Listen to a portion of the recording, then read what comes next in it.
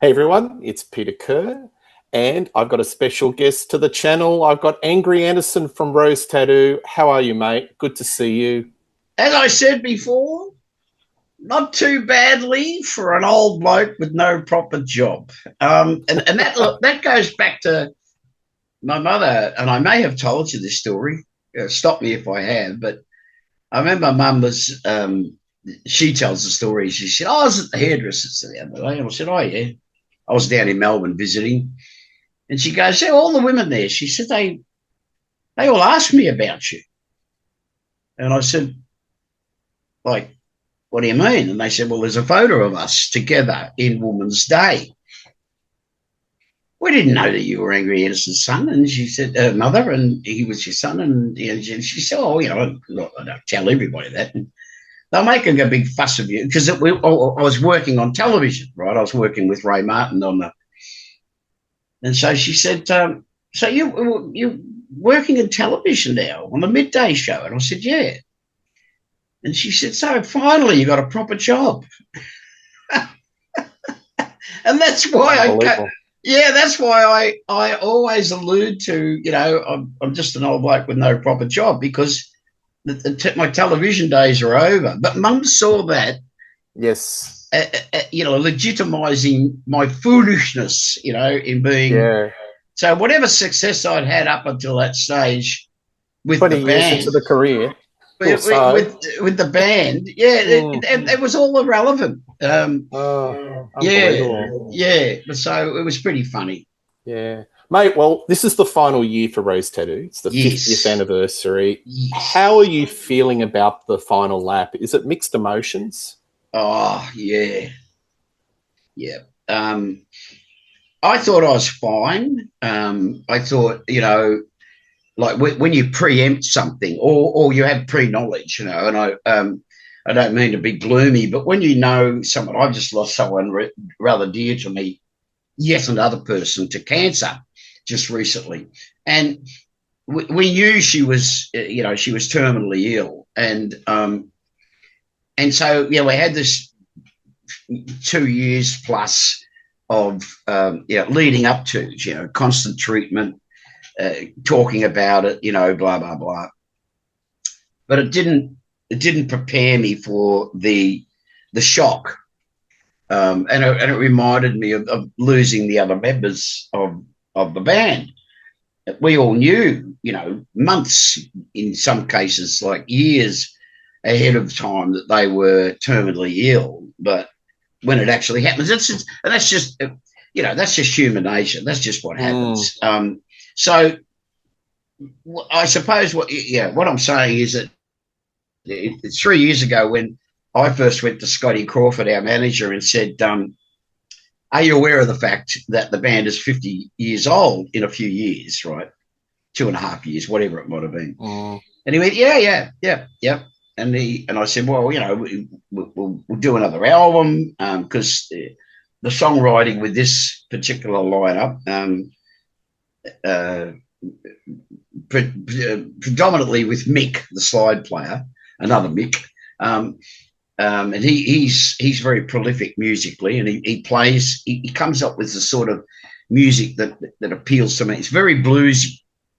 It's quite modern technique that he, but it's very bluesy. It's very chordy and chunka chunka chunka, and some Mm.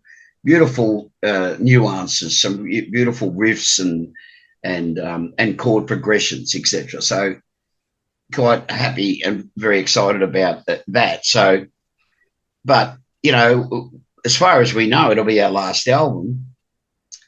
And of course, we do know because we designed it that way that the end of the year come, like when I wake up on the morning, the first morning of 27, I'll wake up and the band will be gone.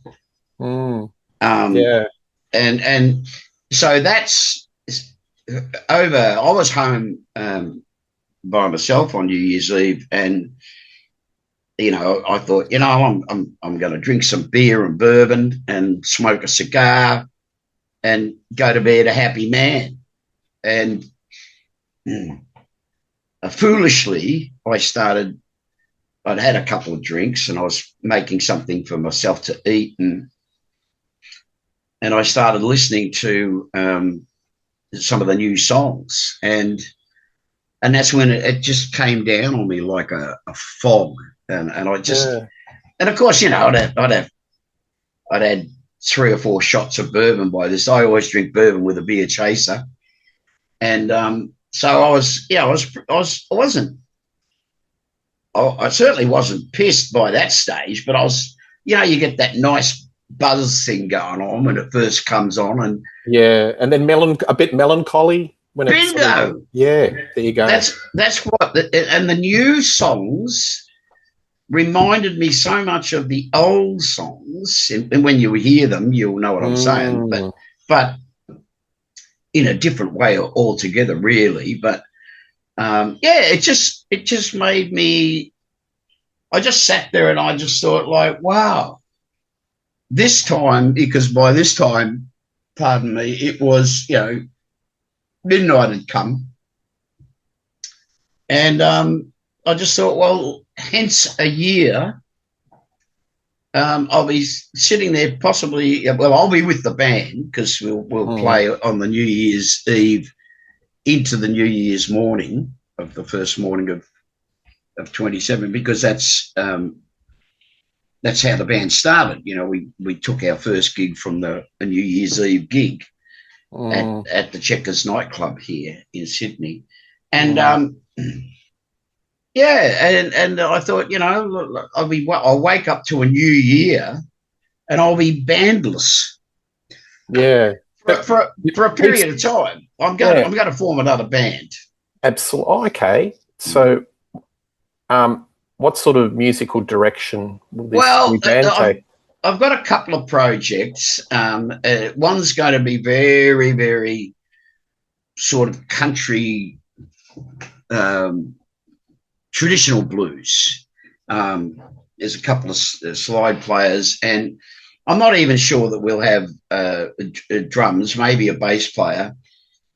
Pardon me. But we'll play a lot of favourite songs that I've loved over all the years. And there's some stuff I've written that in past years and even recently that would fit the format of just a couple of guys sitting on stools acoustically. Like 6-string guitar and a 12-string guitar, possibly, I don't know, mandolin, that kind of stuff. and of course, the long overdue project that I wanted to do for many, many years. In fact, I talked to George Young about it when we were recording the Scarred for Life album, about doing an R&B band to play R&B classics. I'm talking real R&B, like Motown, Tamla Motown, not the hip-hoppy type R&B, which I think is pretty shallow and substanceless. But that's just because I'm old. But yeah, based on the faces and the way that they so beautifully and, in my opinion, successfully covered some of the great classics from that period, and using the influence, a way that they used that fat, chunky slide with Ronnie Wood and married it so beautifully to the wonderful keyboards of McLagan, because he was a beautiful player, and he gave the faces that because Ronnie was such a brutish guitar player, particularly in the faces. He loved that raw. It was even less refined in the faces than it is in the Stones, and his slide playing was just like Ronnie Wood was the reason that I fell in love with Pete Wells's playing. The first time that I ever sang with the band was just to sort of try out to see if they liked me, and his slide playing was very Ronnie Woodish, in a sparsity And then he'd play something else, and he'd be very Johnny Winterish in his intensity in because Johnny Winter played a lot more notes, than Ronnie Wood. But so yeah, I just thought, oh fuck, thank Christ, a guy who plays slide guitar the way I want to hear it. So yeah, so that's two things that I'll do. I've even had the idea in recent times, so you can't tell anyone, um, um, that I'll keep writing with the boys from the Tats, and possibly as a recording project. And this is just me sort of gazing out the window, thinking about stuff, and I can hear us recording past our demise, past our retirement, just as just to produce Rose Tattoo kind of music, Yep. Get in Not, the studio. but not necessarily. Yeah, we won't. We're retiring from the constant, which we've loved to do for all these years. Go out, at the weekends and play in pubs. Mm. I mean, once upon a time, we'd go on tours 6, 8, 10 weeks at a time and play 4, 5, if not 6 nights out of the 7. In those days, most people respected Sunday, so we didn't usually. We maybe do a Sunday afternoon session, but very rarely. Yeah, so those days. So for many years, what we've done is we've played, the Thursday, Friday, Saturday, or just the Friday and Saturday, or Friday, Saturday, and a Sunday session. Around about that format, and we've done that for years, like most bands do, play at weekends. But it's pub rock. And that's where we grew up, and that's where we honed our music. That's where we discovered our music. And we discovered our audience and made that physical and spiritual connection with them. So I'll always the bands that I'm planning to or the musical projects after the Tats demise we'll just go back and play pubs, which will be. But it's time to retire the band Rose Tattoo from that lifestyle. Yeah, Absolutely. Do you think is there much stuff in the vaults? In respect of the albums, like demos, outtakes, live yeah. stuff that may come out after the band finishes up? There's tons of live stuff. There's some live stuff, and one of the things that they can do now, I mean, yeah, but in some cases it's the same song list, but there's upstairs there's 20, if not 30, if not 50 cassettes. Memorex, good quality cassettes that were made from the desk. And, I remember playing them, and see what we can do now is we can have them baked and dropped onto digitize, like digitalize them, so that there's no generational loss.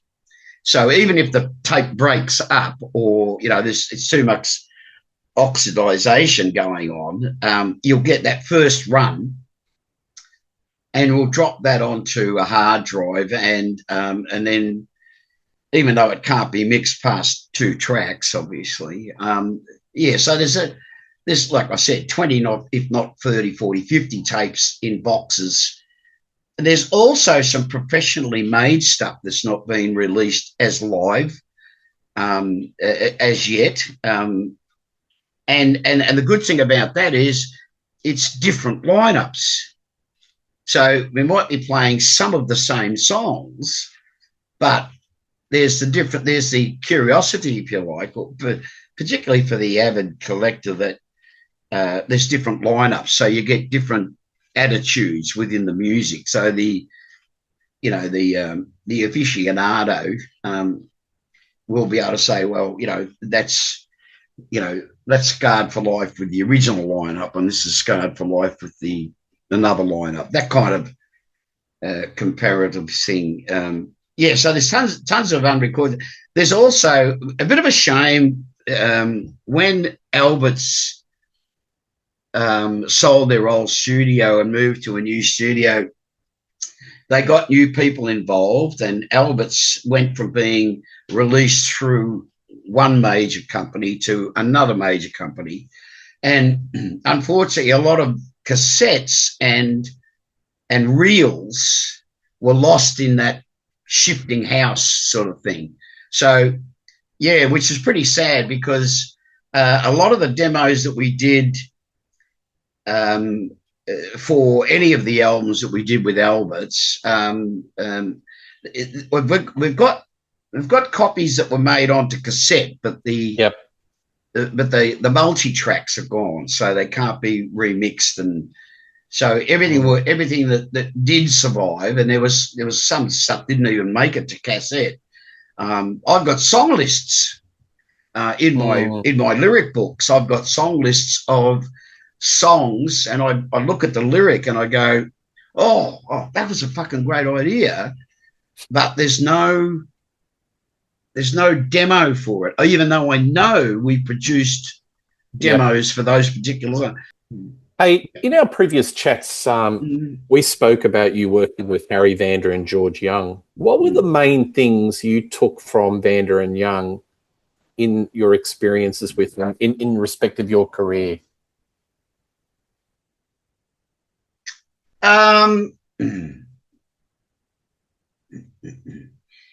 Never to lose sight of your original spark, even if it costs you. And I think, without being overly dramatic, I think it's cost the Tats a more commercially viable,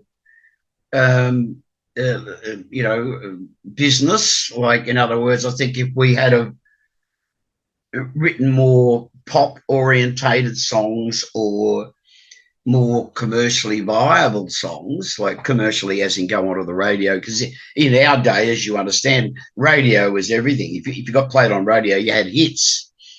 Although there is the proposition that when I did they did those two albums with Mushroom, each from a single drum, they had a huge hit with Suddenly came off that album. Monster. And they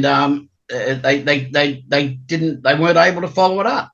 So even though I had this massive radio exposure, and then with the other album, Blood from Stone, we in Australia we had a big hit with Bound for Glory. Yes. And again, they didn't or couldn't follow it up with a second single. All this stuff's in the book. I'm doing a book, right? So the stories, but so in other words, in most cases, massive airplay on the radio guaranteed you a successful career.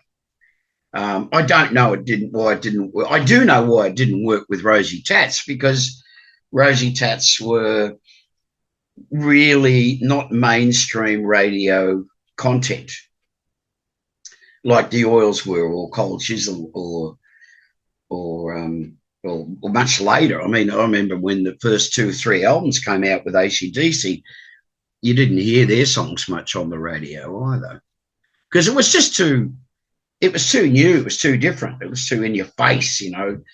We're still going for those sort of polite mixes and lots of melody in the choruses and those little hooky phrases and melodies and stuff, and like dirty this done dirt cheap. It's not radio friendly, you know what I mean? Even though a classic, but when it first came out, it was like, oh, really? That's a bit abrasive.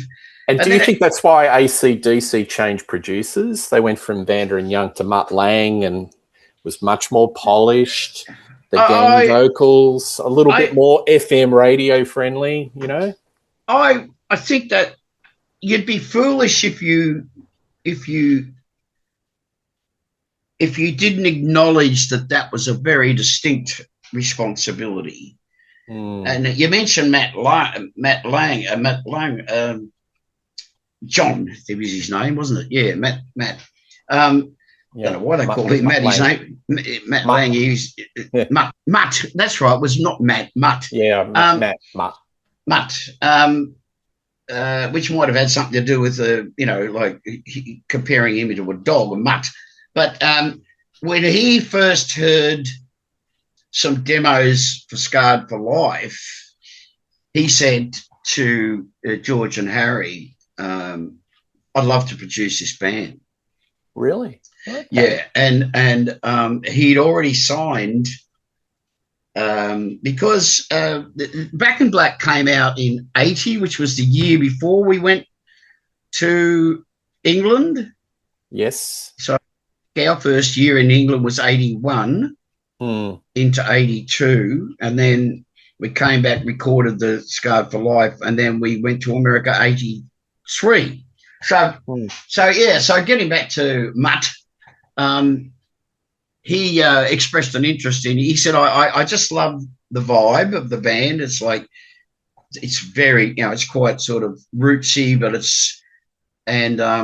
but he'd already signed to do the next one or two albums because he was the flavour of the month. So people that wanted a hit album quickly signed up with him, and he was so tied up. He said, "Look, can the band wait?" And George and Harry said, "Well, no, because we're booking the management were booking the tours. Atlantic were ready to go, and Mutt was already producing stuff for Atlantic, so they were excited. But they said, well, maybe the one after, but it never eventuated. So anyway." Do you regret that in the scheme of things, knowing what he produced? Because I heard he was a very fussy producer. Something like Def Leppard took him about 2 years to do some of their stuff. Is that a direction that you would have been comfortable with? I'm not sure that fastidiousness or that sort of I'm not too sure that would have worked with us. So certainly we were sort of one of the things that George and Harry were able to do with their magic approach to music was that they knew, from like very good psychologists, they knew as opposed to AC/DC, say, or the Angels, we didn't really enjoy the studio if we had to just work at it. We loved the spontaneity of recording stuff. It's like Butcher. It's a classic track. I mean, that was us trying to get some decent bed tracks. So just drums and bass, and which is the way George and Harry used to build things, like bass. Then you bring in the guitars and you get maybe 2, 4, 6, 8, maybe 10 takes of each guitar, either playing together or playing separately. That's the way they used to build it. With AC/DC and the Angels, of course, they were much more methodical in their recording. But with us, it was kind of like after 3 takes, we're sort of like, well, you've got it yet? You know what I mean? It's like, and Butcher is not a perfect take. If you listen to the backtrack without the vocals, and when I recorded the vocals, I'd been drinking a bit of rum, and so there was a bit of that sort of slipping and sliding. So I went back in and they got me to go back in and the very next day and do another Butcher and Fast Eddie vocal. But when I heard the backtrack and my vocal, I thought, oh, fuck it, we can do better than that. So I said to George, I said, look, the band, I think we can just get a better cut. And he said, no, we can't. He said, that's got so much fucking soul. He said, it's just like so. He said, it sounds like intense. I mean, of course, because the song's about, a very intense encounter based on a true story, as you know. And he said, no. It's just, he said, I'd hate to go back and try and get it better. He said, it's kind of like the flaws in it make it as real as it is. I don't think he was deeply touched by it, but he said, he said, I heard it back this morning. Him and Harry came in. They go in early and, well, God rest your soul, George. They go in and listen to last night's recordings with fresh ears. And, if it was there, it's there. And in a lot of cases, what they do, you asked me before about the legacy they left us. So they taught us about melody, or George taught us about melody, because I think I told you that I spent, a lot of time with him sitting at the piano and looking for notes, just a single note here, like, oh, let's try that note instead of that note, and then he'd have to teach me to sing it.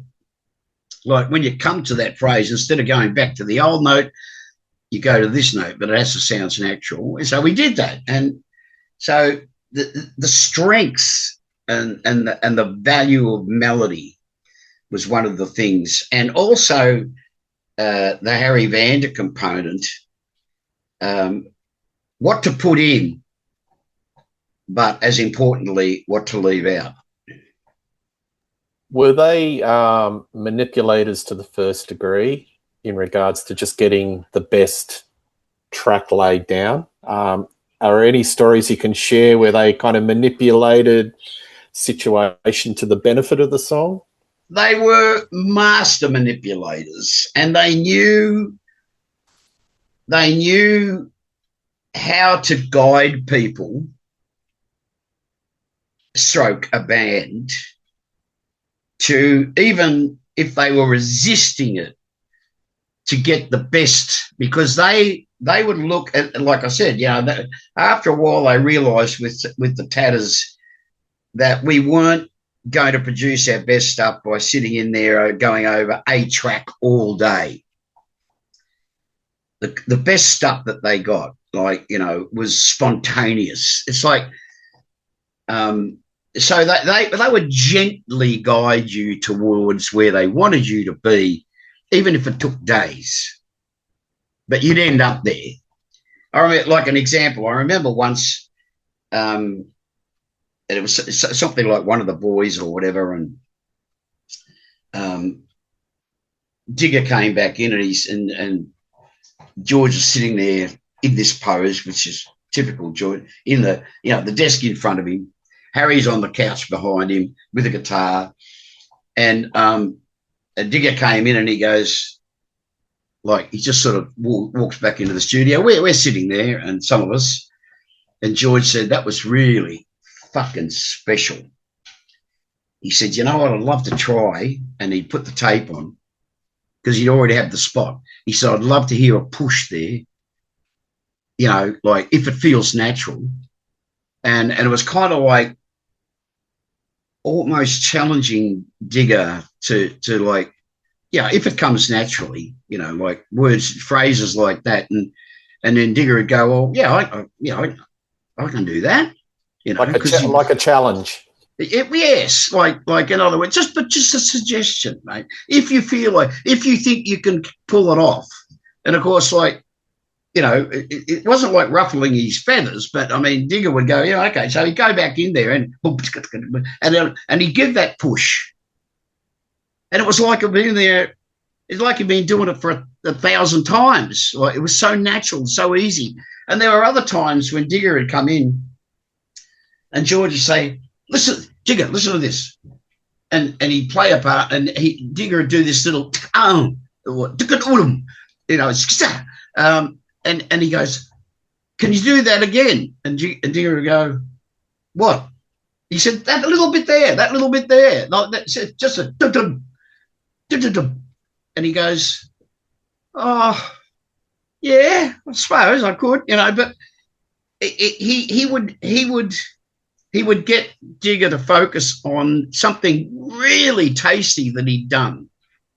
And in some cases, he would have problems replicating it. And George would go, well, that's okay, like, because we've already got it. I just wanted you to play it again, see what you could do with it, So manipulative is a good word, actually, because it can be a positive connotation or a negative connotation. Yes. And George and Harry manipulated the best out of us. Absolutely. And their stable of artists, the quality songs and albums they got out. I mean, you used to hang out with Bon and a few of the lads. Did they ever trade Harry Vander and George Young stories? Oh, similar sort of experiences, Oh, yeah, for sure. Yeah, for sure. I'm not too sure who well, actually, Mark Evans was pretty good at mimicking George. But so was Angus. He was because being brothers, they knew one another's idiosyncrasies and stuff. Malcolm never. I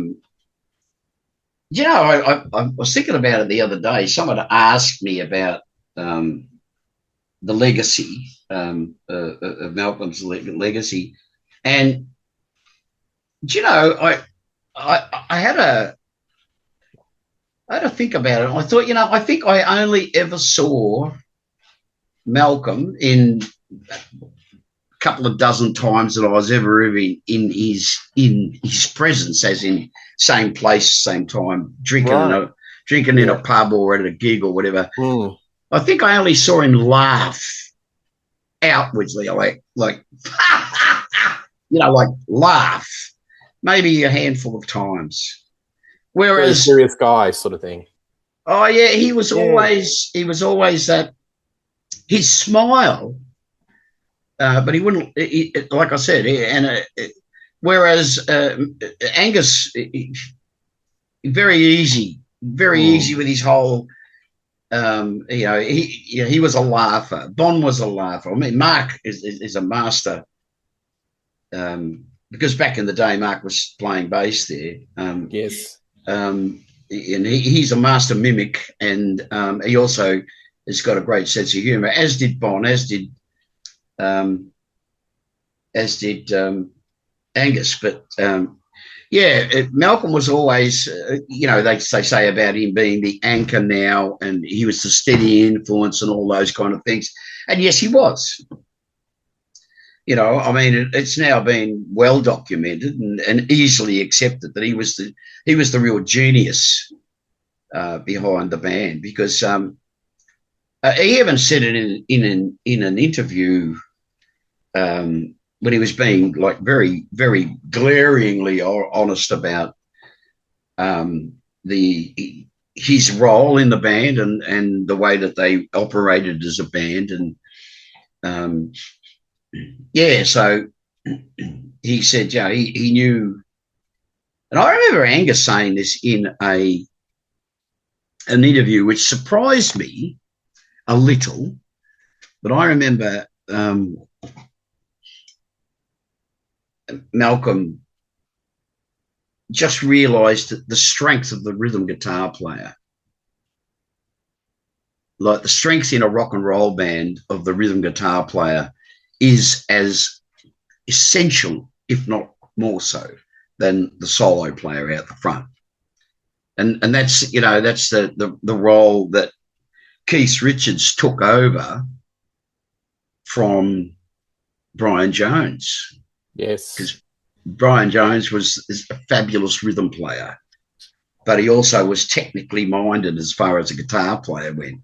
And so I think one of the things that this is me reading it, Malcolm realised very, very early in the piece that Angus was always going to be the focal, not vocal, focal point, even to this day. God bless his socks, Brian is Angus's side man. Yes. And Malcolm was only too happy. I mean, even with Bon in the band and the lauding and the applauding of Bon as a showman, as a front man, he still was Angus's side guy. Yeah. There's so much mythology around Bon. I mean, today his cult just grows Yeah, exponentially. yeah. What was he really? Understandably. Understandably, what was he really like? Is there anything that you can share with the audience that people may not know about him? Because there's this image of him as the rascal, you know. Well, yeah. I mean, when we were drunk and we had real DMs, we talked about stuff. And I've always struggled, as most front men do, most singers, songwriters, or lyric writers. That's the way we're allowed to be that person. And the other person is, I wouldn't so much use the word shy, but hesitant about their own ability, their own. I've had it often said to me, so I know it's true of him, because we actually talked about it on a couple of occasions, where, you know, like,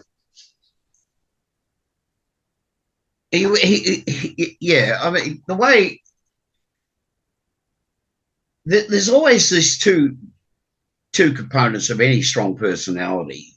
And, you know, people say, oh, in real life, you're a real softie. You go, yeah. In the same way he was, you know, he was a very compassionate. He was very passionate about being a singer, a lyric writer, and a songer, a performer. But he was also a very compassionate person when it came to other people. And yeah, so what you saw, what you got, that was the singer in the band, like any of us. But it's not who you saw. That's not who you would see if you were at home. You know, because you can't. I mean, there are some people, apparently. I mean, I know a couple that you see them out you see them out at the local pub, and they dress sort of like they dress on stage. In other words, they don't know where it cuts off. So they're the same persona, like, you know, standing there in a bar. Wearing cowboy boots and a hat or something. Bingo. Yes. And they shall remain nameless. Yes. Yes, absolutely. No, yeah, you nailed it. You nailed it. Yeah. Yeah. But and I'm not being critical of that. I'm just saying no. It was him, you know, he was when we talked about our pasts and we talked about our childhoods, and we talked about why we wrote certain things about, you know, because in the beginning, some of their songs were quite, similar to Rose Tattoo, in the sense that they were sort of like songs about boys' views of life.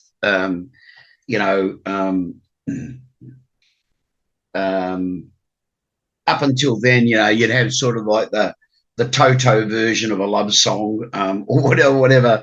But, you know, Bon writes about a big, you know, like a fat chick, you know, and glorifies her, you know, because he saw the beauty in and she was the woman that song was written about, you know, at the time, and still historically was a very famous groupie, and she's a fabulous woman, heart of gold, just like to fuck everybody, you know, like, which is fine, you know. I mean, that's and so he was bold enough, if you like, that persona of his, it was bold enough to write, nah, fuck it, you know, big girl, you know, she was a whole lot of Rosie, but a whole lot of fucking woman. You know, like she was fucking tough stuff. And You nobody know, wrote like him, did they? It was like he's a unique vision. And yeah, dare I yeah. say it was distinctly Australian. Well, I just, it's just, yeah. I think that's another beauty of the Alberts stable was that all the bands were very Australian. I mean, lyrically, you know, Yeah. we're talking before about the late and great Doc Neeson. Well, lyrically and persona wise, you try and replicate him. Can't be No, done. no, He no. was I he mean, was he was a madman. He was a complete nutter fucking, and yet away from it, you know, he was as fragile as I was, or Bon was, and not I was, I is, but as Bon was. I mean, there's a fragility about all of us, which you know, I don't hide it anymore. I haven't hidden it for years. I mean, you know, like when I was doing television, I came out as a survivor of domestic violence that I witnessed and was a victim of, but even pedophilia, and it was you know, it was a way of allowing people to see you as human, I suppose, with human, not frailties but fragility. I mean, you know, I mean that with the three of us that we're now talking about, there was pain in our younger years, and there was a way that we felt different. I wouldn't go so far as to say, well, maybe, you know, that we didn't fit in. So we you know, we became this persona artistically to you know, because like I say, you know, completely different people off the stage, and that's what something that we all shared. And I think all good singers. I know Jim Barnes is the same. Um, yeah, there's just a way of being able to cover up the wounds, I suppose, with this, you know, bravado. Um, yep. and it's interesting, the turning point with I think lyrically, and I know you'll understand this, is that when they wrote, when after Bond passed, there, you know, like there was like Dirty Deeds. You know, it's like you know, it suggests some sort of sexual tension between a teacher and a student, in a sense. And maybe it's just my warped sense of but with Brian, they've written more about sex. As you know, like a whole lot of Rosie is not about sex. I mean, there's a sexual component of it, but it's about the person. Whereas it should be all night long. It's about not about a person. It's a fast machine, you know, blah blah blah. But it doesn't tell you anything about the person. She's just a fucking, you know, like a groupie, like or it's a compositive. You know what I'm saying? Like, so Yeah. there was a shift. There was a shift in the motivation of the lyrics that Bond produced. He was more observational. He was from his experiences, sort of thing. Yeah, but he saw life in all its raw beauty. There was no attempt to romanticize it or whatever. So if it's about sex and drugs and rock and roll, that's fucking what it was about. Yeah, sex and drugs and rock and roll. You know, I don't know if I told you the story, but how I discovered, and this is, you know, going off on a bit of a tangent, but Bond's responsible for me finding and falling in love with Alex Harvey. Yes, you have told me that story. Last of the great poets, street poets story.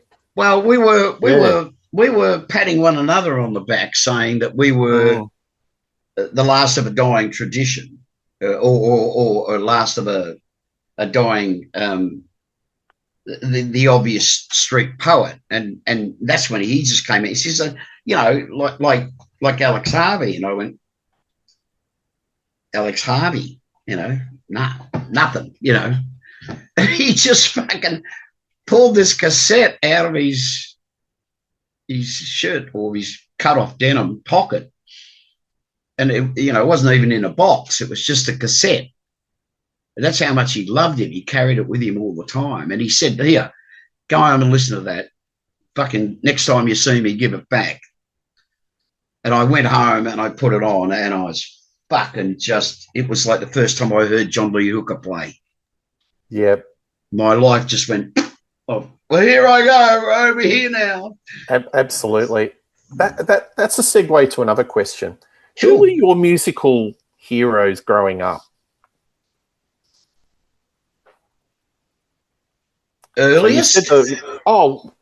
Just in general, because you've mentioned the Faces, and I recall that you're a huge fan of Rod Stewart and that Faces era. Oh yeah. Are there any others in that era, or even going back further, that inspired you? The first voices I was listening to at like 3, 4, 5 years old, and they were, not that I knew, but they were predominantly Negro or black singers.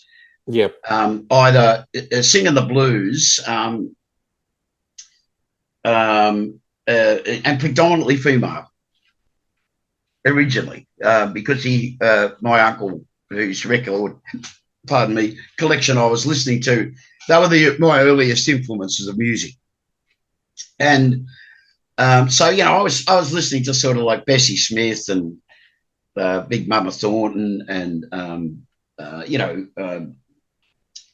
Mahaya, and, you know, they were all young then. I mean, you know, the amazing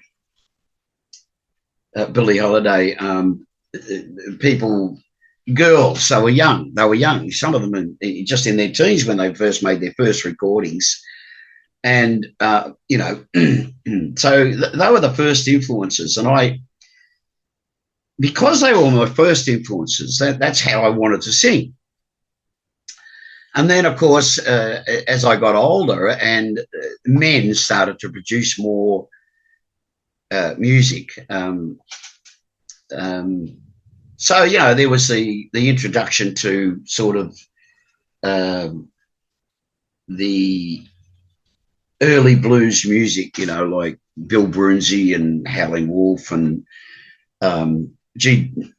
artists I can't even remember their names. So I've got dozens as a collection of blues artists that were reproduced. I think it was Dungeon Records, I think, come out of England. Anyway, they put out about 30 albums, maybe even more, as like all these hidden, forgotten recordings of people that you've never even heard of. Just guys sitting on a stool, you know, clunking away on a guitar.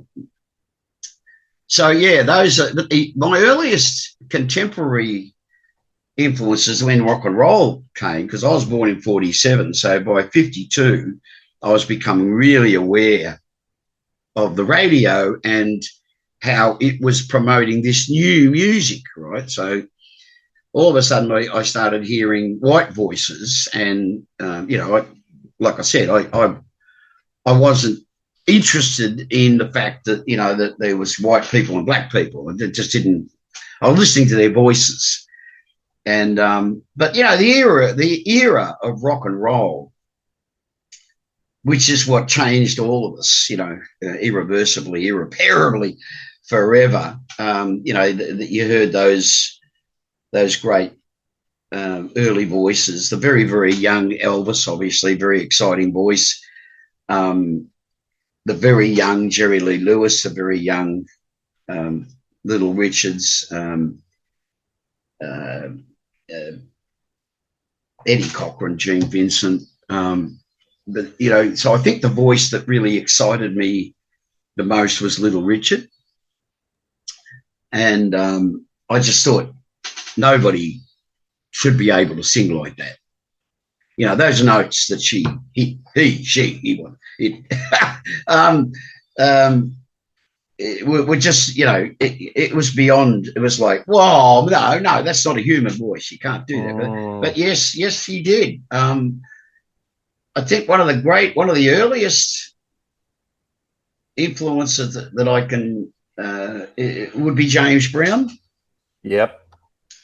The first time I heard James Brown sing, I just thought that I got to sing like that. And so you know, those earliest influences, and you know, you come up to people like Eric Burdon and Roddy Stewart, who, you know, started very, very young, but he had that really distinctive, and they all took their influences from those people too. One generation onto the other. Yeah, but I loved what Eric did with, and of course later Joe Cocker. My God, I love what they did with those influences.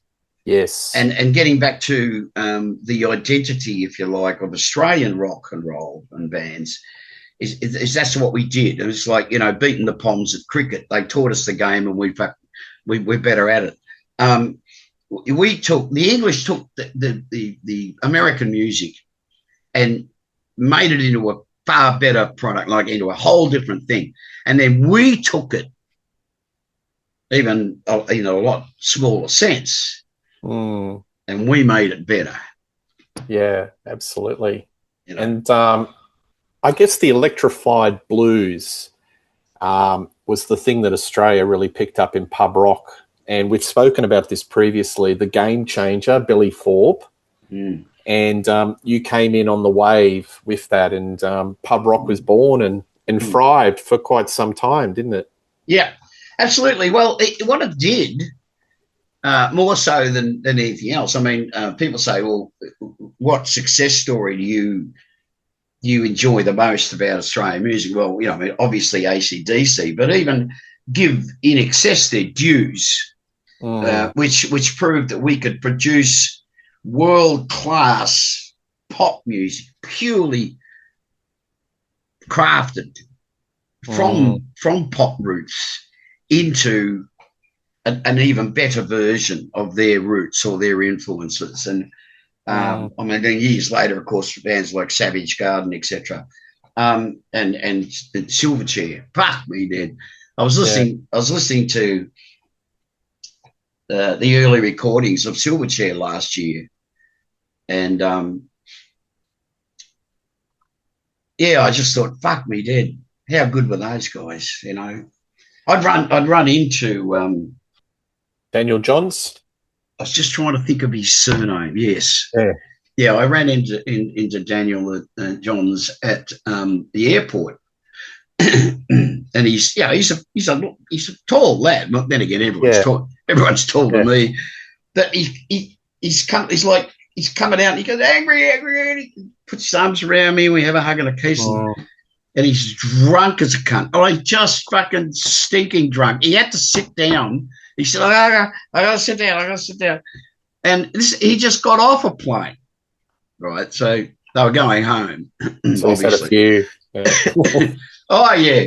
And, you know, and he had his cajole on and it was running, and it's a fabulous moment. But I mean, when you look at that early Silverchair, I mean, how beautiful he was as a good-looking young boy. They all were. The three of them were really good-looking young fellows.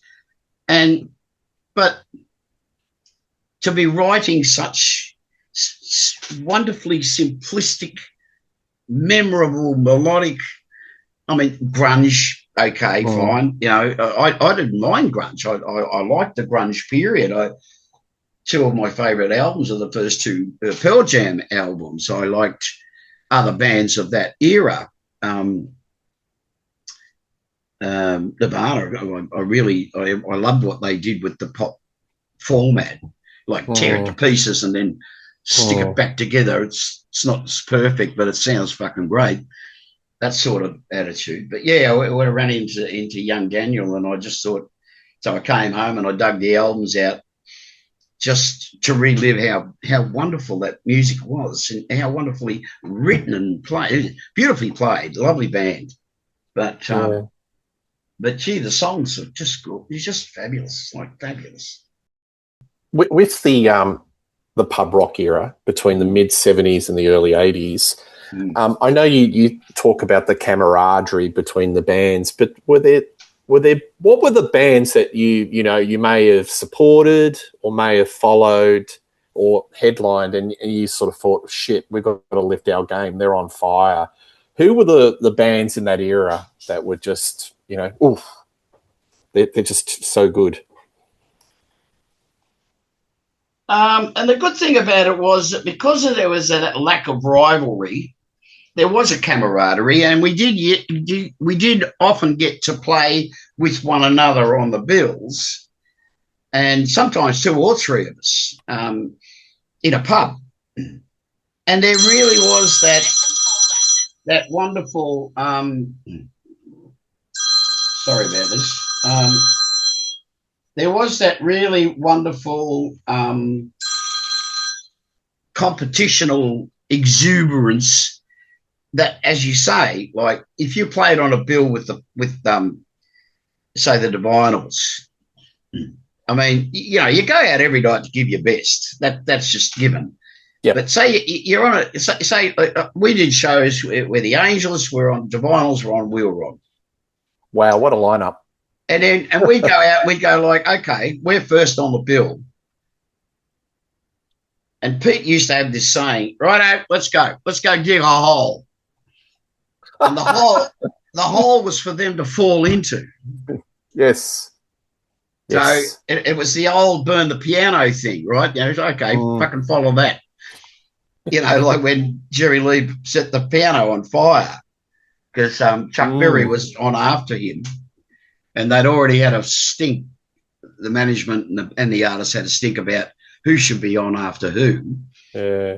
So that's how the burning of the piano came about. He set it on fire, and as he walked past Chuck Berry standing in the wings ready to go on, he said, righto, follow that.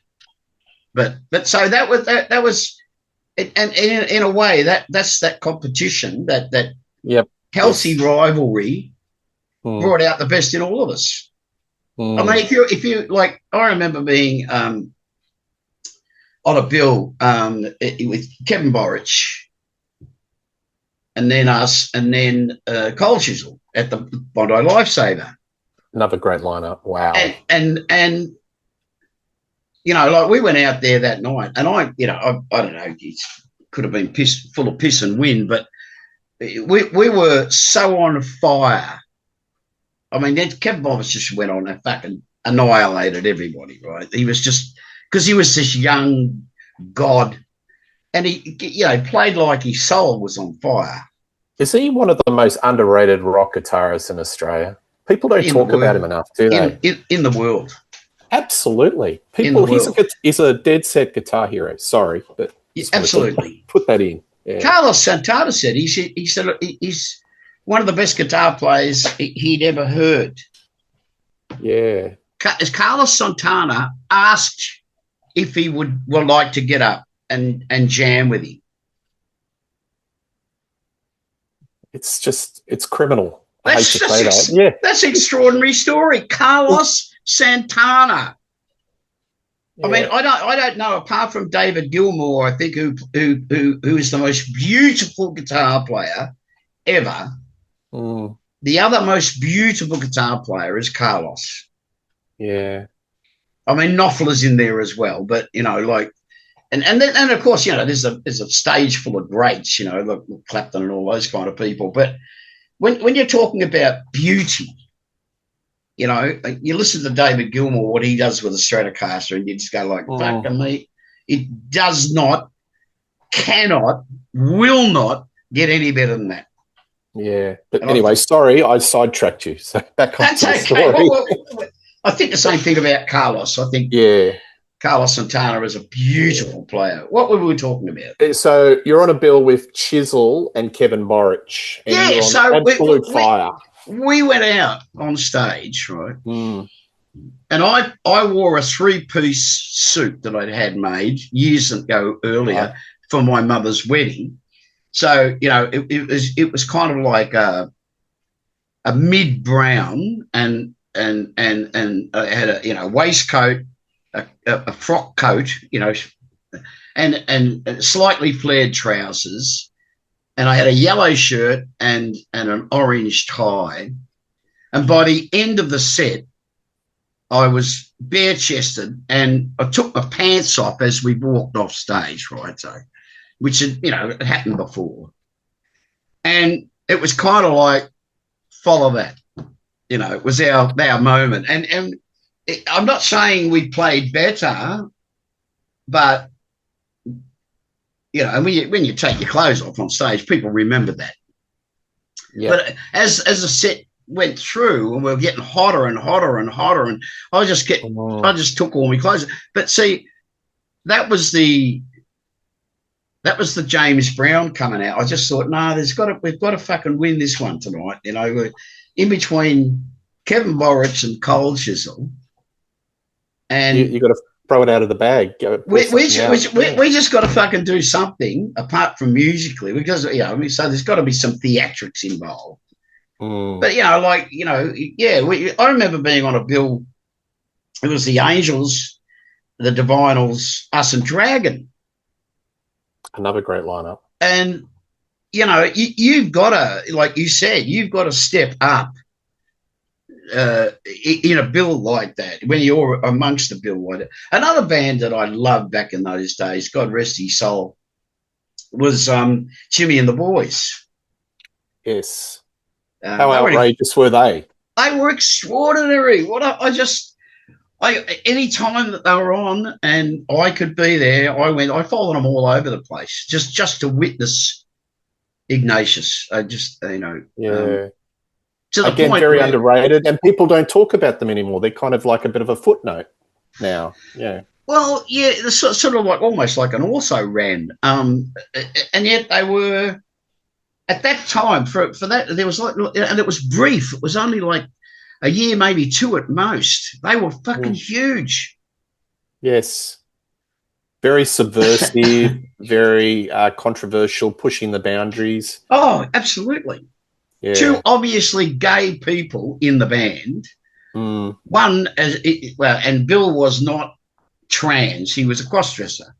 He was a man who used to like to dress up as a woman. Yeah, absolutely. But that stage name, he also ran to be mayor or something. Yes, he was ran for an independent. Bill was an hysterical man. He was just fabulous. Folks, watch Donnie Sutherland Sounds on YouTube. There's some old clips of him interviewing Ignatius and Joylene, and it's a hoot. Because Joylene, hair lip. That was her surname. Yes. And it's obvious they're all very hungover on that Saturday morning. Yeah. Fun times. Hey, I want to talk to you about crowds. So the pub rock crowd could be pretty feral. And I interviewed Buzz Bidstrup last year.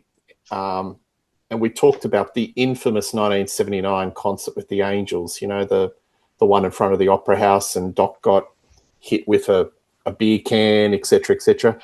Did Tats ever have some hairy moments with the crowds? One of them got hit with a flagon. Yeah. Did the Tats ever have some pretty hair-raising experience with some of the crowds going a bit feral? Absolutely, yeah. I mean, there was a time there where there was a time there way back in the early days, because back in the early days, we were pretty extravagant. And I'm talking about the Rylands era. Ian was still in the band. And it was full on. It was fast. It was insanely loud.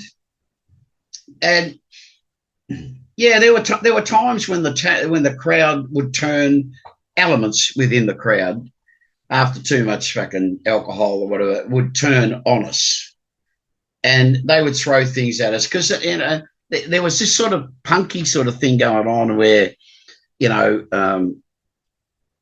and unfortunately for us, where I remember there was a guy and he kept spitting at me all the time, and I always spat, or I do spit, or I have spat, I do spat, because if I get phlegm gathering in my throat, and I've got to, sometimes I can swallow it, but a lot of the times I'm mid sentence or whatever, so I just got to get it out, so I spit on the stage.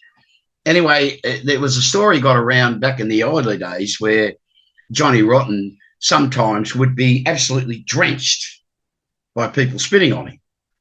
So there was this clown one time, kept spitting at me, right? And it mostly landed on my legs. And then, so anyway, at this time, I leant down, I think, to kiss a girl or something, and he spat right in my face, right? So I just went whack, smacked him as hard as I could, and then I was dragged into the audience, right? So, but those sort of things happened.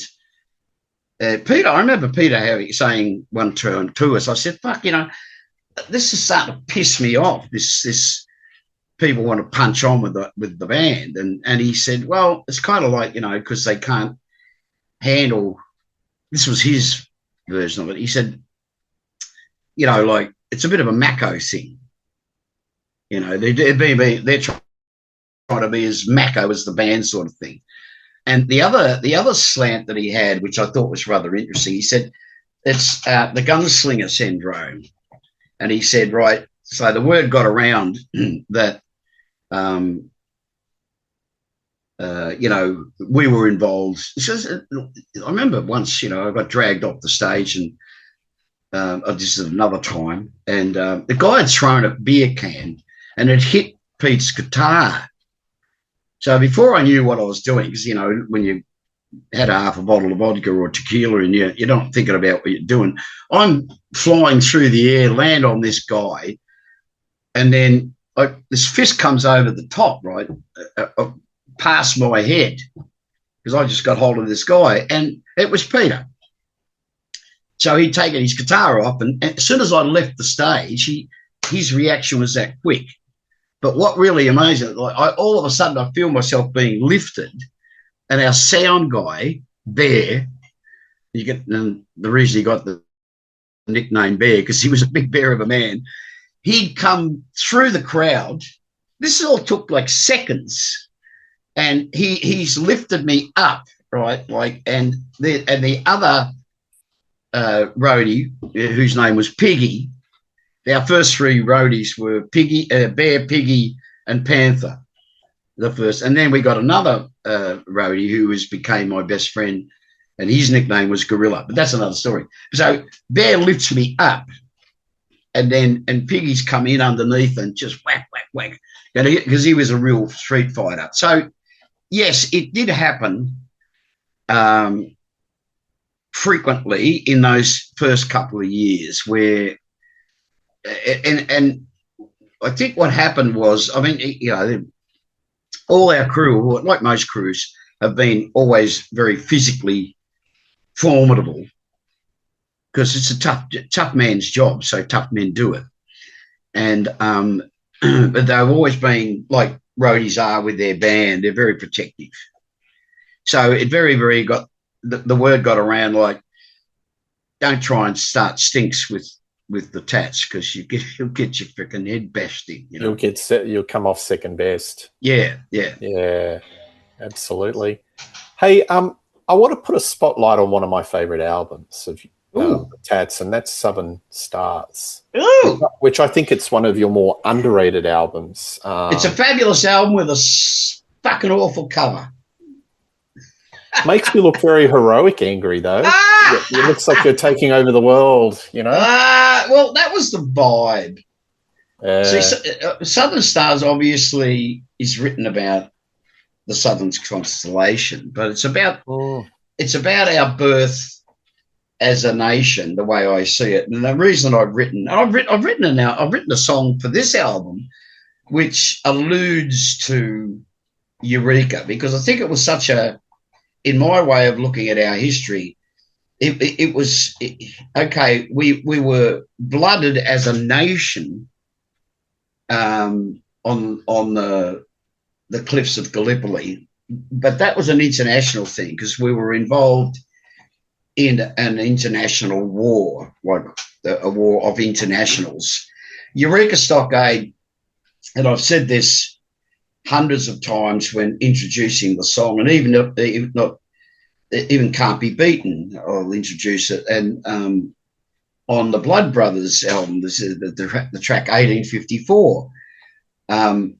But it was just a pivotal moment because it was the first time that the emerging Australian identity, their blood was spilt, and that made the ground sacred because the oppressor, which was the English, they were trying to, because Eureka Stockade was about a lot more politically than a revolt against increasing the mining license, which history tried to convince us all that's all it was all about. No, it was about the emerging movement of republicanism and to reject, like we were so rapidly growing so fast as a nation. We were starting to talk like, oh, it's kind of like a kid. You know, when you're poor, you get the hand-me-downs and you go, well, this is too big. So, all right, you'll grow into it. And you do. You wear this sloppy piece of shoes with paper in the toes. It's all in the book. But you got to grow it. You got to grow into it. And that was our moment. Southern Stars was written. You know, we'd come back from touring the world, well, America and Europe and Britain. And you know, the patriotism was in my heart. It was like it was almost like my chest couldn't contain it. I just felt like, yes, I am Australian.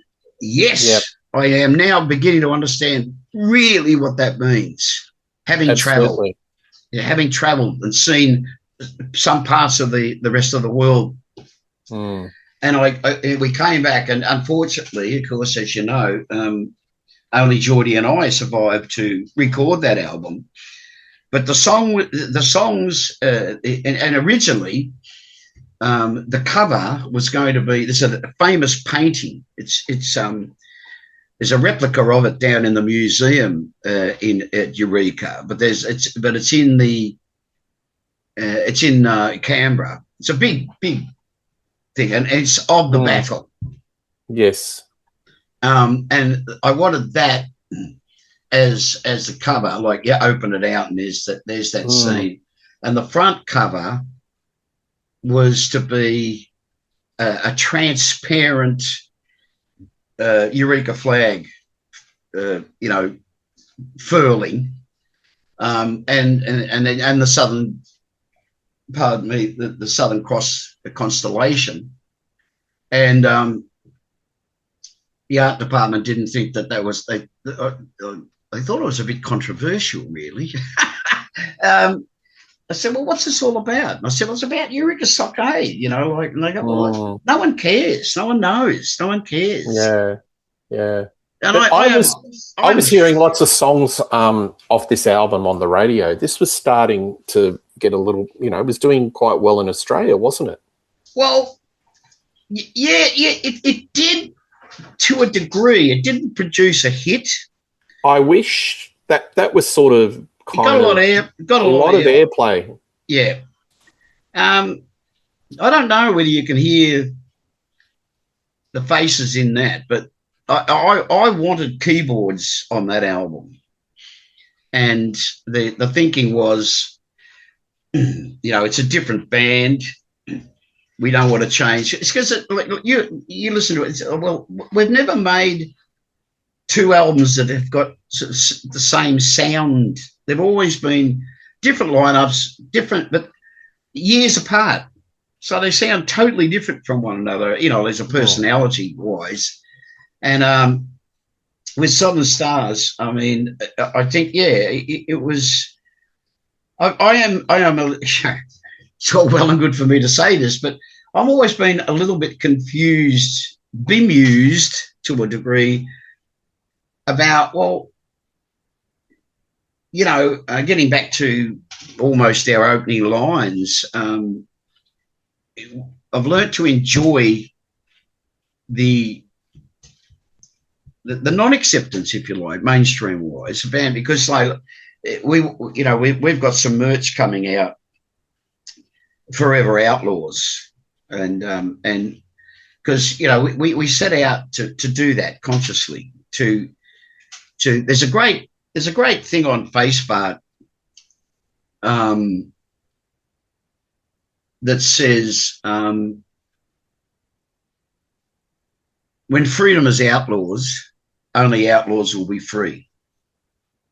And I'm glad now, in hindsight, not that we can change it at all, but I'm glad in hindsight that we took that advice from George, and like, never forget what purpose. What was your purpose? What did you want to do? What did you want to say at the beginning when you were just forming your band, just finding your footing, your sound, your music? And as I said, like, I don't need lots of people telling me what to do. I need a long hair lady, because I'm a rock and roll outlaw. And I just thought, well, that came from wanting an identifying song. And it was partly because of George's advice. Don't ever forget where you started. If you start poor, don't forget that you were poor, no matter how rich you might become. Don't forget your mother and father, whoever was the greatest moralist or loving influence in your heart. And I'm really, really, really touched that you love that album, because I think we touched on some really, really important moments with that album. Yeah, I think that this is one of your more social conscious albums, more so than any of the previous albums. Yeah. Freedom's Flame, I Wish. Yeah. Let Us Live. No Secrets. I mean, that's a lovely ballad. Why wasn't that? Was that a single that should have been? Oh, mate, you just. Yeah. You know how to get to me. You know how to get to me.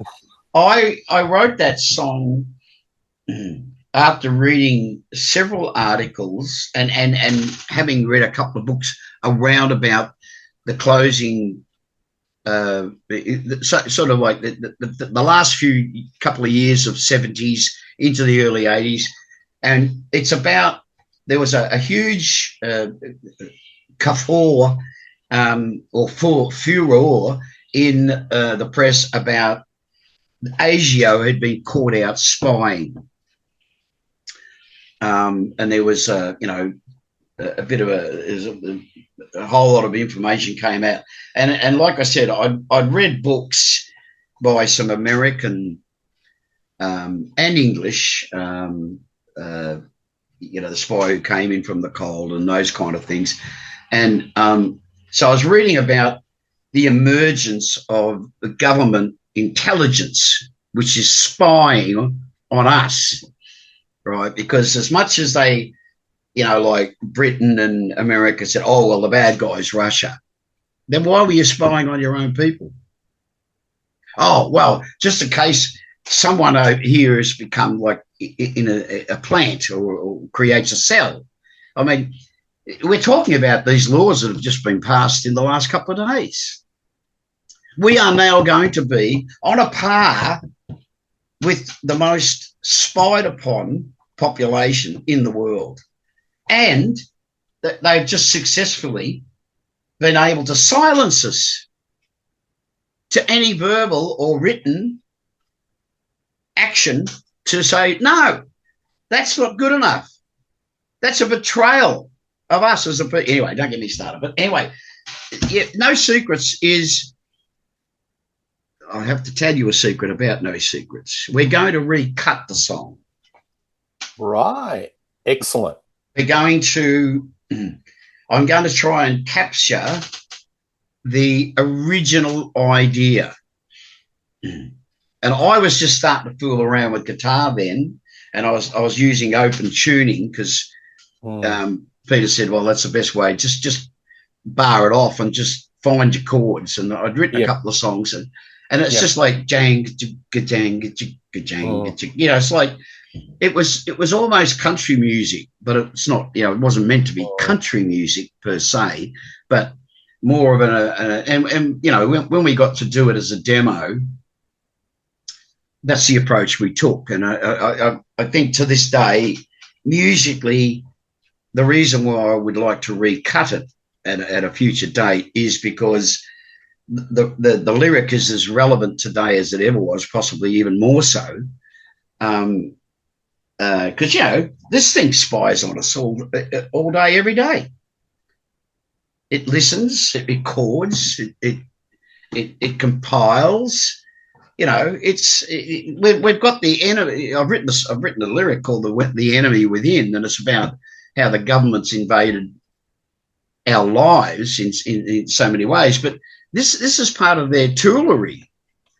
This is part of where like nothing is private. You know, I mean, they're recording me saying this now. Like, yeah, you know what I'm saying. So there's no place left to hide. And Southern Stars is about that wonderful moment in history where I truly, this is me being very, the complete romantic. I think that's where Australia, as we know it, if you needed a flashpoint, it was Eureka. It was under the Southern Stars, under that flag. That moment of going like, we can be our own people. We can be, you know, and we don't need, even though England started us, UK or England, whatever, England, we don't need that repressive witch, and we won't get into this because it's a very conspiratorial thing, but we still suffer from under the harness. We've not been able to free ourselves from the harness of England to this day. Was that album ever recorded in the context that it was going to get a real push overseas? Did it ever get released in the northern parts of the hemisphere? No. I mean, yeah, okay, we just we'd come back. We were establishing ourselves. The band broke up, which we won't go into the machinations of that because some of it will be in the book. But they didn't like it because it didn't sound like what they bought the first time. They say, well, you know, the kind of attitude from overseas was, particularly America, because Europe, we've maintained, you know, a big fan base and a very staunch and strong following. But America sort of went, yeah, we don't really get it, but hey, it's got something. And Atlantic were willing to sign us to a 3-album deal, and you know there was talk about Mutt being involved at one stage. There was talk about, you know, involving American writers and blah blah blah. And I think that's another reason why Peter walked away, was because it was becoming, all of a sudden, I think he realised he'd helped create something that was really saleable or sellable. And it was going to go conglomerate. It was going to go big business. And even though on one hand he craved the recognition and the fame, I think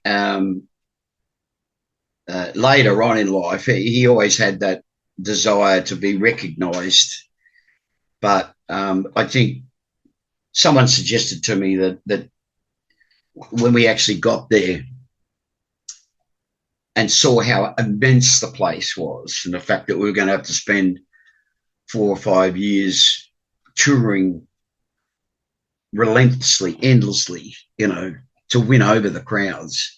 That was something he didn't. Because I remember him actually saying to me once, he said, now that I've been there, he said, I don't want to live in America. Yeah. And there was something about it, and yet as a solo artist, he really wanted America to accept his, because his solo albums were very, very country-ish in a sense. Yes. So he wanted that. He wanted that American recognition or recognition from America for his music. But I think the answer is the reason that they just didn't like it. Yeah, that's a total head scratch. I was told that they just didn't understand they didn't understand what was going on. It sounded so different. It did, because being a kid, and I got into your band when I was a teenager, seeing you on video hits and shows like that, and I Wish was there. To me, I was sort of bucketing you with other bands like U2, distinctly Irish, political, socially conscious, different sounds. And there was a head scratch that here you're doing something that's very Australian, very political, very socially observant, but it just didn't, it's a head scratch why this album didn't get released in other parts of the world. We'll never know. It worked for the Oils, though. It did. It did. But then again, they had a much more polished, they were smart enough there was a couple of things that I think helped their success, is that they found a niche in America, which was the campus. They were never going to go Bruce Springsteen arenas, or In Excess arenas for that matter. I don't think that ever could or would have happened. I think they found their niche and they made a fist of it there. But after the first couple of albums, which are my favourites, Postcard is my favourite, but when they started to incorporate brass, and there was a sophistication that they put into their recordings, which made their, not so much abrasiveness, but, they never really got Peter. They got the band because the band was so fucking good musically. They were just fabulous. They never got Peter. They just thought he's just, he was kind of like, when you think about it, he was kind of like an elongated version of Iggy Pop. He was like all arms and legs, and because those early, the early footage of Iggy Pop, I never got it. I've got to tell you for now, I was never a fan. Peter used to rave about him and Lou Reed and stuff, and I used to think, wait, I don't get it, Yeah, that's, sometimes you do, and sometimes you don't. With certain, I'm one of the few people on the planet that didn't get into Meatloaf. Join the club.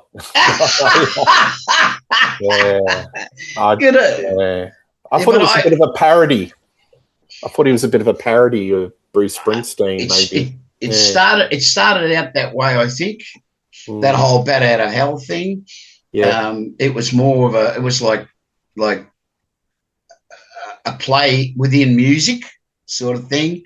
The characterizations on stage and all that kind of stuff. And but I don't know. I think we did the best with what we had to work with. Yes. I think if it had been produced, the reason I mentioned the Oils and their change of looking around for people that these people have already produced albums. That's what we would like to have as an album. So they changed producers. Yeah, like let's go to Nick Launay. Let's go to this producer. Yeah. Because like they had visions about their own music and where they could make it more acceptable or more appealing or whatever. But so they looked at other producers and went, yeah, they're producing. That's what we were after. So if you work with that producer, you're going to get what that producer does. Yes, yes. I think, and I don't mean any disrespect to the people that were involved, but I think if we had had, for instance, Mark Opitz, I think if Mark Opitz had produced Southern Stars, it would have been sonically, it would have been a very marketable, and I think it could have turned out to be a much more, not just marketable, but in other words, there would have been more mainstream acceptance of it. Yeah. But there wasn't the budget. Yep. So we produced it in-house with Sammy Horsburgh, worked as engineer, and an English bloke.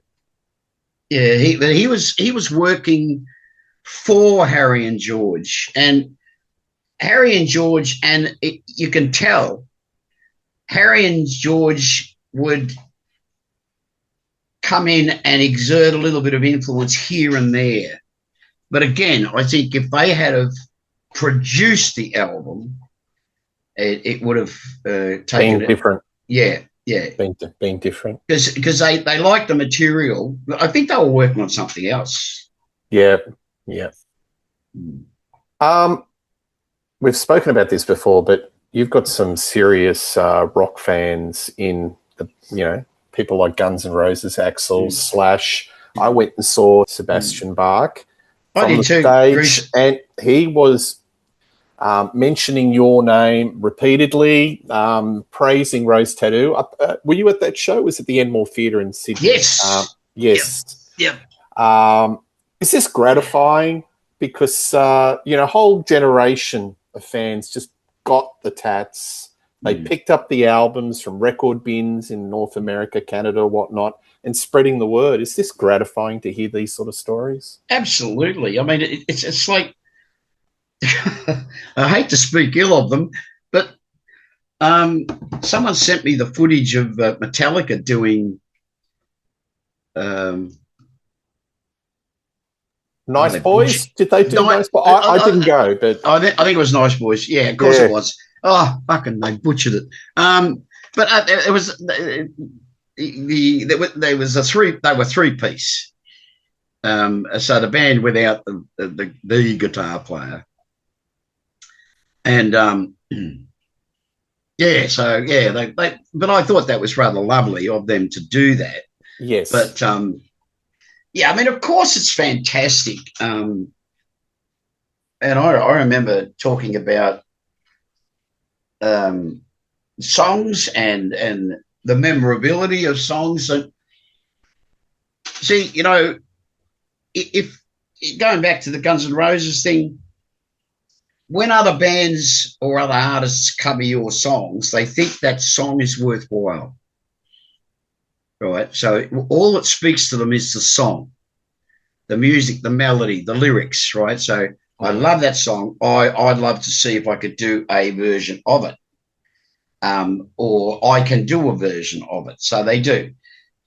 What the other thing that very gratifying, because Sebastian has told me the story over and over again. He's Sebastian, like in real life, he has the exuberance of a puppy.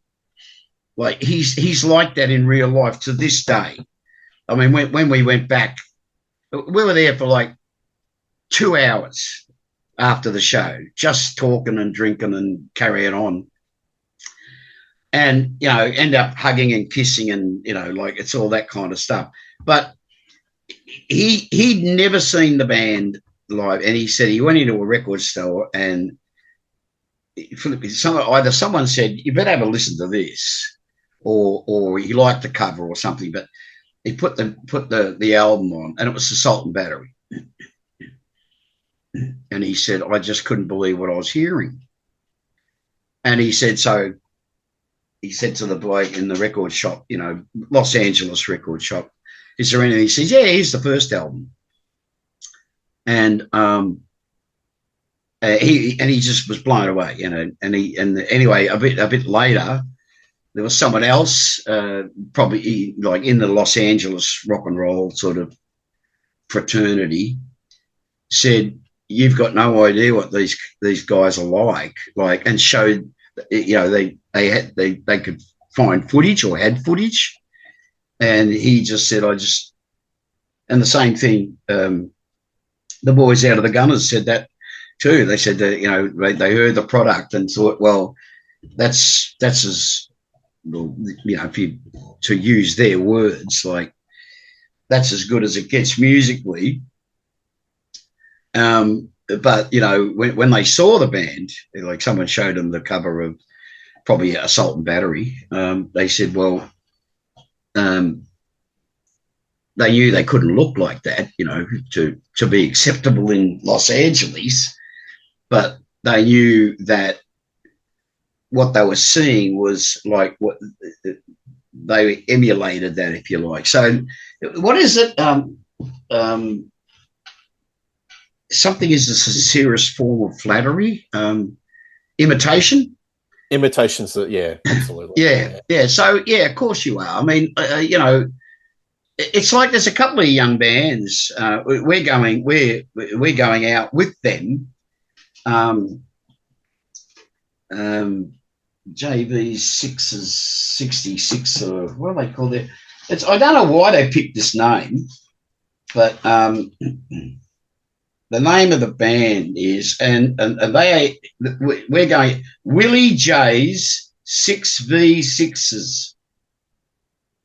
So Willie J's 6v6s, or 6S, and that's the band. That's the band's name, and they play a three-piece. They're really, really good band, like fucking really good band, and they play a couple of our tunes too.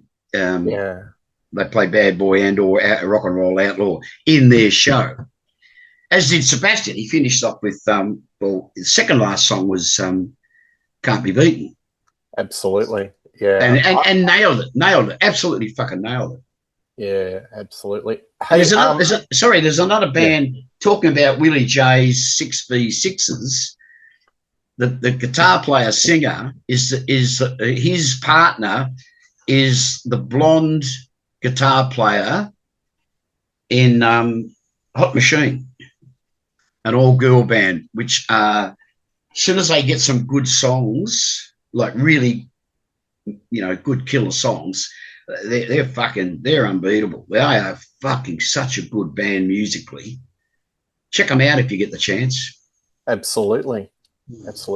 I'm going to put up a photo, and I want you to tell me the story about this.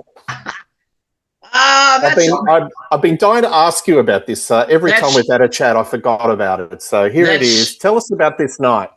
That's Whiskey A Go-Go in Los Angeles. The Angels, I was there writing the Blood from Stone album, so it was 89, maybe? 89 or 88 or 89.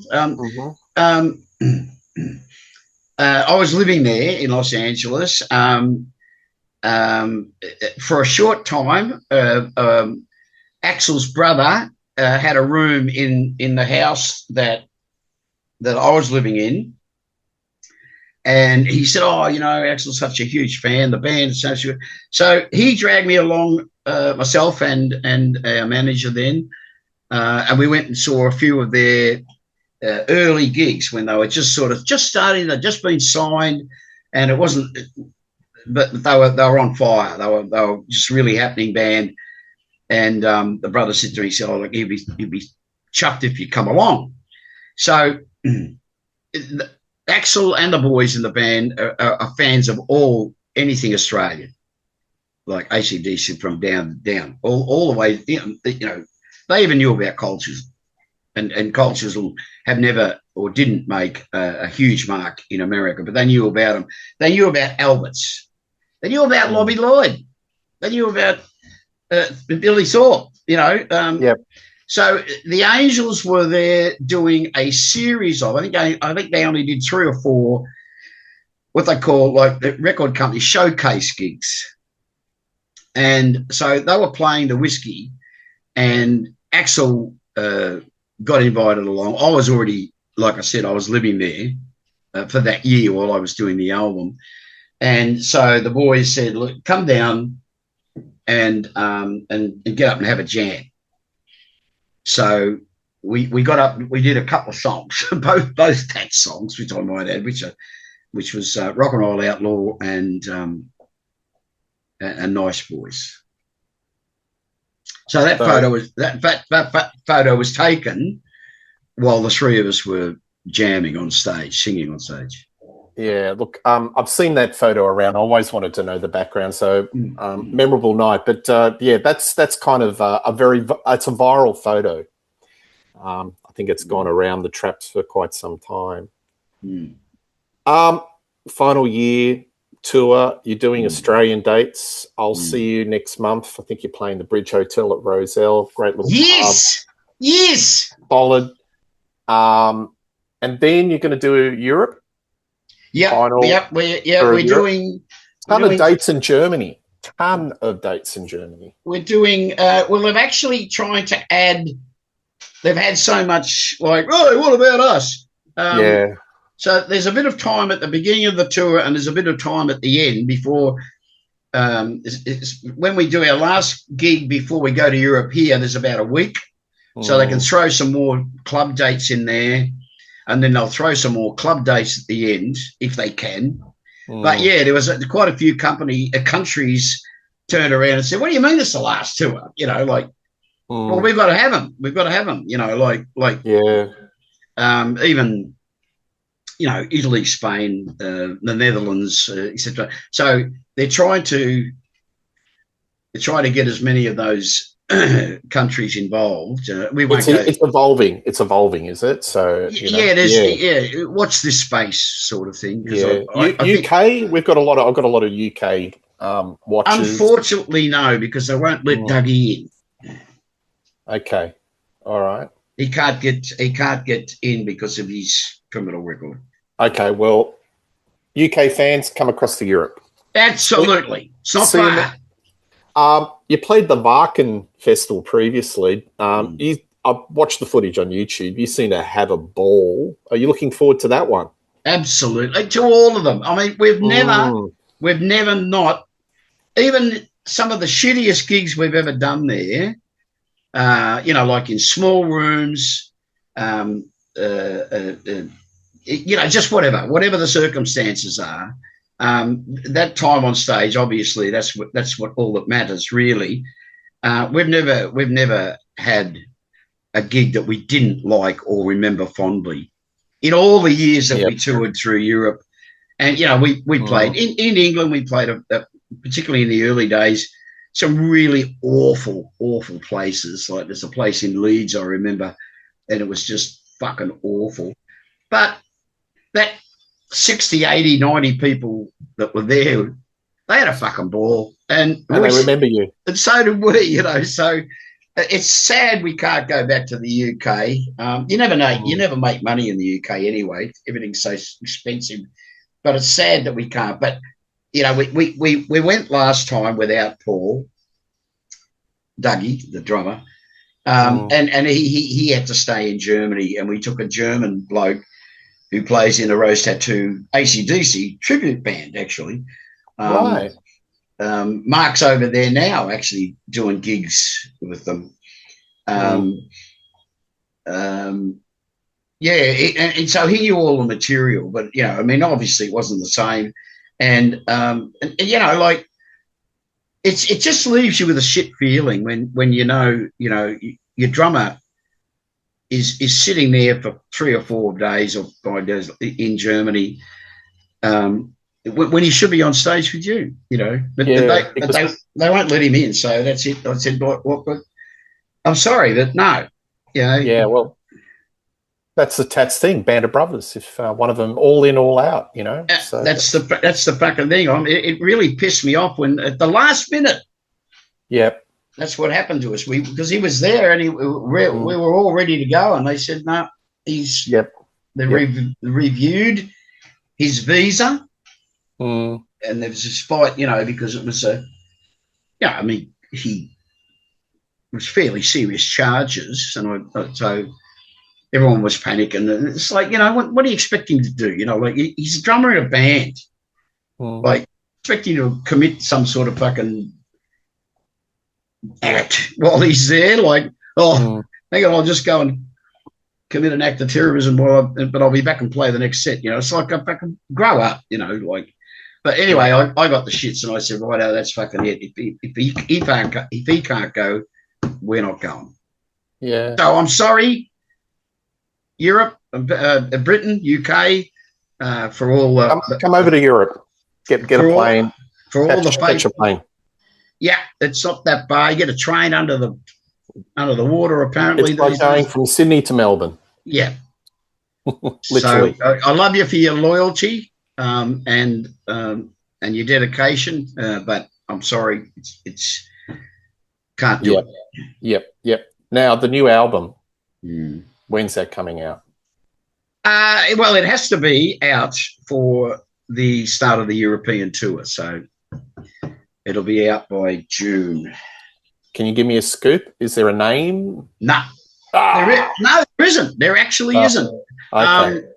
We're going to wait and see how it stacks up. I mean, there's possibly 3 or 4 titles that could easily become the title of the album, that's what we've already done: Assault and Battery, Rock and Roll Outlaw, Scarred for Life, Southern Stars. So they've all been named from a song, but there's at least 3 or 4 songs, if not more, that the hook line or the title of the song could easily become.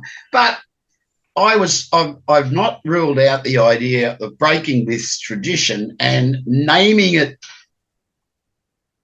the purpose of the album. Yeah. Maybe give it some sort of very grandiose, romantic. This is the name of the album. It's not the name of any of the songs, but just think about the title of the album and what it may mean. Final Vinyl or something like that. I don't know.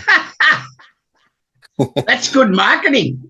Yeah, something along those lines. But you said at the start of the show, this is classic Tats. So those folks that love the debut and those first couple, this is like full circle.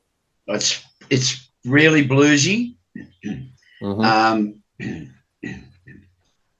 It's got some really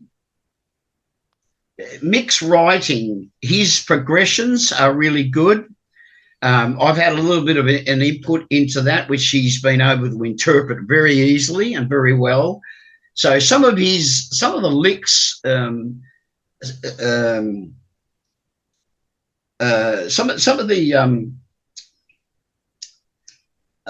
the hooks musically, you'll get flashes of the early days, but some of his riffs, like his signature riff for like most of the songs, is really like, oh, that's good. That's the Tats, but that's different. And the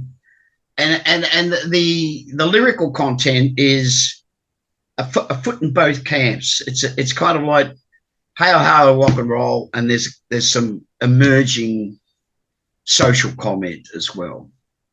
Well, that sounds like classic Tats. Yes. In both camps. Yep. With the tour, can we expect to see some old faces maybe guest on stage, from the park, you think? I hope so. Yeah. I really do. When we're in town, that will be the opportunity. So I really hope so. Yeah.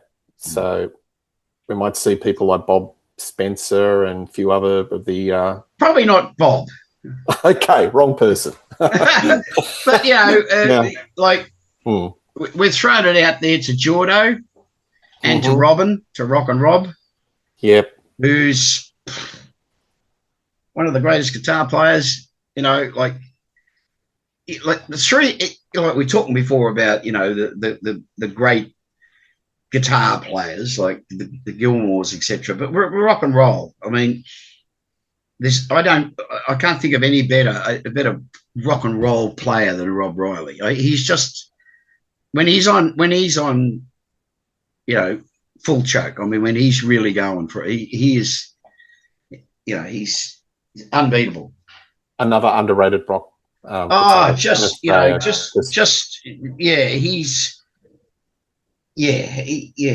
it's the direction he chose, and we all must respect that.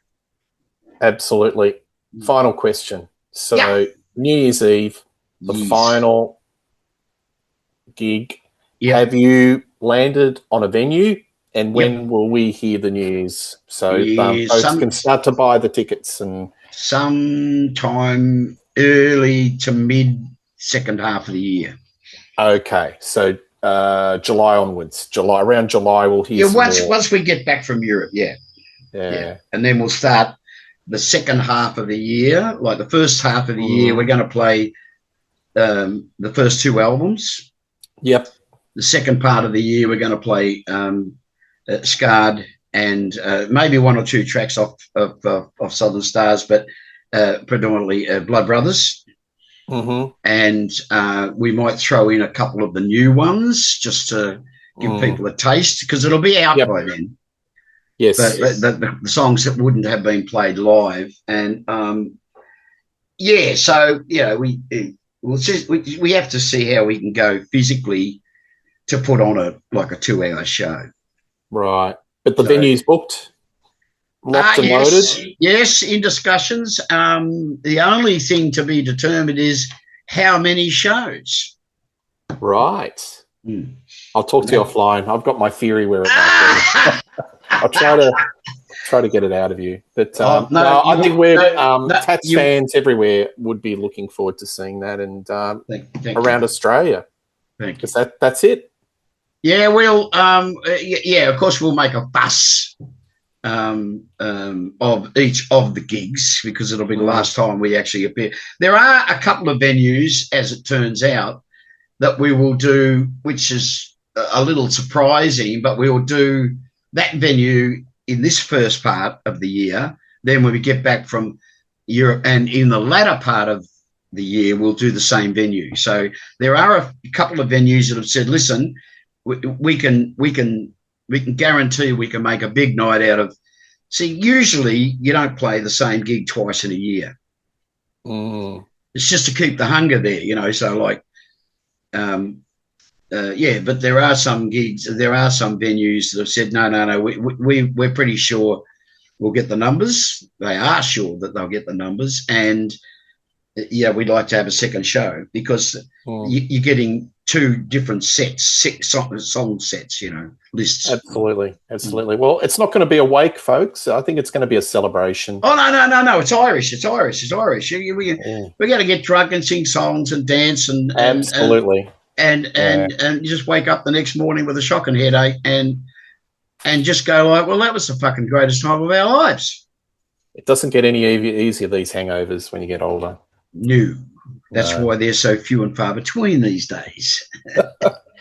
Mate, it has been an absolute joy to talk to you, and I'd love to talk to you again in the future. We will, because it's just one of those discussions that goes in all different directions. 2 hours just goes like that. That's what we do. But, folks, in Australia, just check out your gig guide, up and down. Look out for Rose Tattoo. Check them out if they're playing local, and also in Europe. And just stay in touch on the internet as the tour dates evolve. So once again, Angry, a pleasure to have you on the show, and we look forward to how this year unfolds. More to come. Mate, I live for adventure, and none of us know where we're going, like, really. But this is going to be a very, very exciting year. A tinge of sadness, but hey, as George Harrison so prophetically wrote, all things must pass, and great wisdom. Absolutely. Thanks for chatting, mate. All the best. Cheers. All right, brother. See ya. See ya.